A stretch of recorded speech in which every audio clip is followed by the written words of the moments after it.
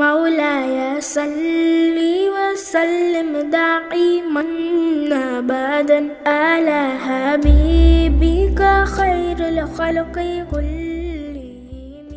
बाब इग़्तिबात फ़िल इल्म वल हिकमा, इल्म व हिकमत में रश्क करने के बयान में।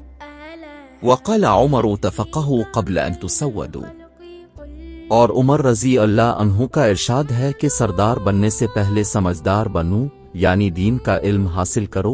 और अबू अब्दुल्ला इमाम बुखारी रहमाहुल्लाह फरमाते हैं कि सरदार बनाए जाने के बाद भी इल्म हासिल करो, क्योंकि रसूल अल्लाह के असहाब रज़ी अल्लाह अन्हुम ने बुढ़ापे में भी दीन सीखा।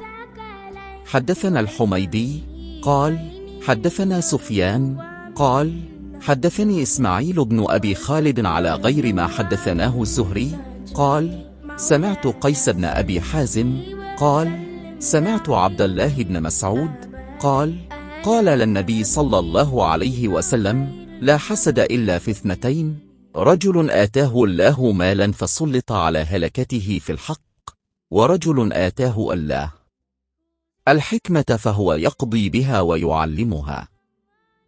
हमसे हमीदी ने बयान किया, उनसे सुफियान ने, उनसे इस्माईल बिन इब्बी खालिद ने दूसरे लफ्ज़ों में बयान किया। उन लफ्ज़ों के अलावा जो ज़हरी ने हमसे बयान किए, वो कहते हैं मैंने कैस बिन इब्बी हाज़िम से साना, उन्होंने अब्दुल्ला बिन मसूद रज़ी अल्लाह अन्हु से सुना। वो कहते हैं कि रसूल अल्लाह का इरशाद है कि हसद सिर्फ दो बातों में जायज़ है। एक तो इस शख्स के बारे में जिसे अल्लाह ने दौलत दी हो और वो इस दौलत को राहक में खर्च करने पर भी कुदरत रखता हो, और एक इस शख्स के बारे में जिसे अल्लाह ने हिकमत की दौलत से नवाजा हो और वो उसके ज़रिए से फैसला करता हो और लोगों को इस हिकमत की तालीम देता हो। मौलाया